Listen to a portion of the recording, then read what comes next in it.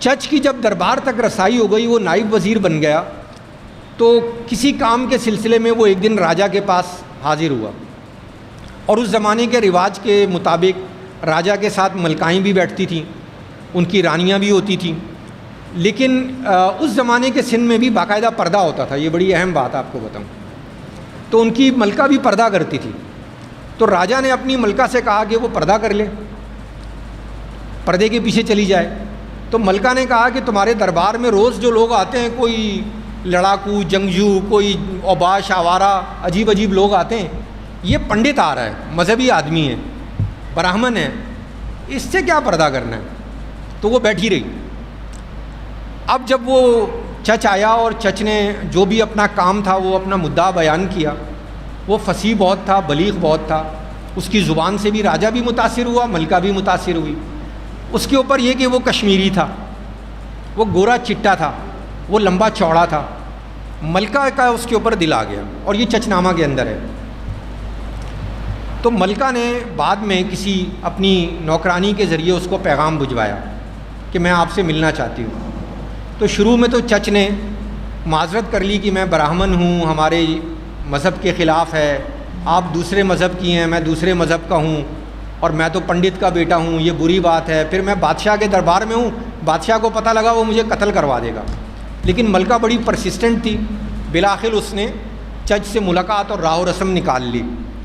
اس کے کچھ عرصے کے بعد بادشاہ جو ہے وہ بیمار رہنے لگا، اور بیمار رہتے رہتے اس کا انتقال ہو گیا، اور انتقال سے پہلے جو ہے ملکہ نے، رانی نے چچ کو بلا کر کہا کہ بادشاہ کا آخری وقت قریب ہے، یہ جا رہا ہے، تو میں چاہتی ہوں کہ تم اگر میرے ساتھ شادی کر لو تو میں تمہیں بادشاہ بنا دوں گی۔ تو یہ اصل میں نسل در نسل بادشاہ بھی نہیں تھا چچ، ایک محلاتی سازش تھی۔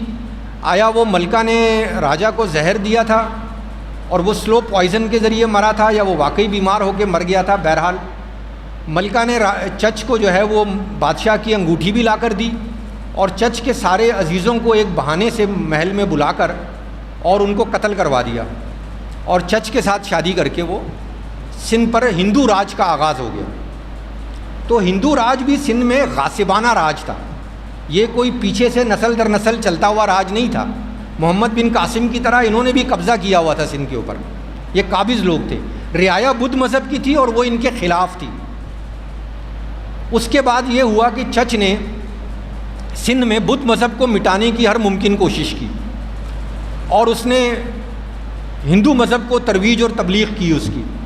اس کے زمانے میں بہت بدھوں کا قتل عام بھی ہوا، اور کئی اس چچنامہ کے اندر یہ ذکر موجود ہے کہ جب وہ کسی شہر کو فتح کرتا تھا چچ، ظاہر جب نیا بادشاہ بنتا ہے تو وہ دوبارہ اپنی عملداری، اپنے ایریا کو اس زمانے میں کنٹرول کرنے کے لیے ریکانکر کرتا تھا۔ تو جب وہ دوبارہ وہاں جاتا تھا تو وہاں پر جو بدھسٹ لوگ تھے وہ اس کے کہتے تھے کہ جی ہمیں آپ حفاظت کی ضمانت دیں، ہمیں ڈر لگتا ہے آپ ہمیں مار دیں گے۔ تو یہ چچنامہ کے اندر ان کا خوف موجود ہے۔ بہرحال کہانی آگے چلتی ہے، چچ جو ہے اس کا انتقال ہو جاتا ہے، پھر اس کا بھائی چندر بنتا ہے راجا۔ چندر کے بعد جو ہے وہ سندھ دو حصوں میں تقسیم ہو جاتا ہے، ایک حصے پہ چندر کا بیٹا اور ایک حصے پہ چچ کا بڑا بیٹا دھرسین راجہ بنتا ہے۔ چچ کی 3 اولادیں تھیں اس رانی سے، جو بادشاہ کے قتل کے بعد یا اس کی موت کے بعد چچ کو ملی تھی۔ تو 3 بچے تھے اس کے، دھرسین، داہر اور مائین بیٹی تھی اس کی۔ تو دھرسین جو ہے اس کو آدھا سندھ ملا، اور آدھا سندھ جو ہے وہ چندر کے بیٹے کو ملا، لیکن چندر کا بیٹا بھی 1 سال بعد انتقال کر گیا، تو اس کی جو وراثت تھی وہ داہر کو ملی۔ تو سندھ 2 حصوں میں ڈیوائیڈ تھا، دھرسین کا راج اور داہر کا راج۔ اس کے بعد یہ ہوا کہ وہ جو بیٹی تھی وہ جوان ہو گئی تھی، تو اس بیٹی کو شادی کی غرض سے اس کا رشتہ آیا ایک دوسرے ملک کے راجا کا، قریب میں ایک ملک تھا اس کے راجا کا، غالباً اس ملک کا نام بدھیا تھا، بھاٹیا یا بدھیا۔ تو دھرسین کے پاس رہتی تھی وہ بہن اس کی۔ تو دھرسین نے یہ خیال کیا کہ داہر جو ہے، میں اس کو، وہ قریب تھا وہاں سے، تو میں بہن کو وہاں بھیج دیتا ہوں۔ اس نے بڑا ہی شاہی قسم کا جہیز بہن کا تیار کیا، بہت تحفے، قیمتی لباس، اور ایک قلعہ بھی اپنی بہن کو اس نے لکھ کر دیا، اور اس کو داہر کی خدمت میں بھیج دیا۔ اب جب وہ داہر کے پاس آئی تو داہر نے جو ہے اپنے، وہ بہت توہم پرست آدمی تھا، چچ بھی بڑا توہم پرست تھا، کیونکہ یہ براہمن تھے، پنڈت تھے، ہر کام کرنے میں وہ جوتشیوں اور نجومیوں کو بلاتے تھے، ان کے بغیر کام نہیں کرتے تھے۔ تو داہر نے نجومیوں کو بلایا، انہوں نے کہا کہ تمہاری بہن بڑی بخت والی ہے، اس کی جس سے بھی شادی ہوگی وہ پورے سندھ کا حکمران بنے گا۔ اب داہر کو اپنی فکر لاحق ہو گئی کہ اگر اس کا شوہر پورے سندھ کا حکمران بن گیا تو میں کہاں جاؤں گا۔ اس نے اپنے وزیر، ایک اس کا چچ کے زمانے سے وزیر چلا آ رہا تھا، بدھی من، بہت ہوشیار آدمی تھا، اس کو بلایا اور اس کو کہا کہ کیا کرنا چاہیے۔ بدھی من نے ایک ریولوشنری آئیڈیا دیا، اس نے کہا کہ راجہ بات بری ہے، براہمنوں کے دستور کے بھی خلاف ہے، لوگ تھو تھو کریں گے، تو بدنام ہو جائے گا، لیکن سلطنت بچانی ہے نا، راج پاٹ بچانا ہے، بہن سے شادی کر لے، اس کا شوہر تو ہو جائے گا، سندھ تیرا ہو جائے گا۔ تو داہر نے جو ہے وہ شادی میں 1 ماہ کا عرصہ رہ گیا تھا بہن کی رخصتی میں،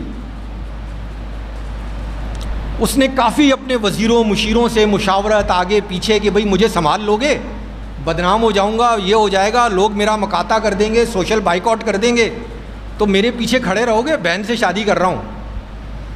تو اس کے وزیر بدھی من نے کہا کہ لوگوں کی یادداشت بڑی کمزور ہے، 3 دن ایک چیز کو یاد رکھتے ہیں، اس کے بعد بھول جاتے ہیں، شادی کر لے، تھوڑے دن یاد رکھیں گے، بھول جائیں گے، راج تیرا باقی رہے گا۔ وہ بالآخر اس نے شادی کر لی بہن سے۔ یہ وہ شادی کی رسم ہے جو آج تک سندھ میں قرآن کے ساتھ شادی کے نام سے اپنی جائیداد کو بچانے کے لیے وڈیروں کے اندر ایک رواج موجود تھا، ابھی حال ہی میں اب جا کر کہیں اس کا خاتمہ ہوا ہے یا نہیں ہوا ہے، بہن سے شادی کا۔ اب وہ خود نہیں کرتے تھے، قرآن سے شادی کرا دیتے تھے، ایک اس میں تبدیلی آ گئی، لیکن یہ داہر کا ایجاد کردہ تھا۔ اس کے بعد ہوا یہ کہ داہر کے زمانے میں چونکہ وہ اپنے باپ سے اس کو ورثے میں ملا تھا سارا کچھ، درسین جو ہے اس نے جب اس کو خبر ملی اس نے داہر پہ حملہ کیا، بھائی کے اوپر، کہ تو نے یہ کیا ہے، بہن کے ساتھ شادی کر لی ہے۔ وہ حملہ آور ہوا داہر کے اوپر، لیکن داہر جو تھا وہ کلا بند ہو گیا حیدرآباد میں، اور اس نے جو ہے وہ بھائی کو اندر نہیں آنے دیا۔ خیر بھائی مذاکرات کی غرض سے اندر آیا، اس نے بیلا پھسلا کے داہر کو باہر بھی لے گیا، لیکن داہر کے وزیر نے کہا دروازے کے ساتھ لٹک جانا، بھائی کی ہاتھی باہر نکل جائے ہم تجھے اندر کھینچ لیں گے، باہر مت جانا، یہ مار دے گا۔ تو راجہ جو ہے وہ اتنا ڈرپوک تھا داہر، وہ دروازے سے لٹک گیا، بھائی باہر نکل گیا، وہ واپس اندر آ گیا اور وہ نہیں گیا۔ خیر وہ جب باہر گیا دھرسین تو وہاں چیچک کا مرض تھا، وہ اس میں اس کا انتقال ہو گیا۔ اس کی کریا کرم جو ہے وہ پھر داہر نے کیا، اس کو دفن کر دیا۔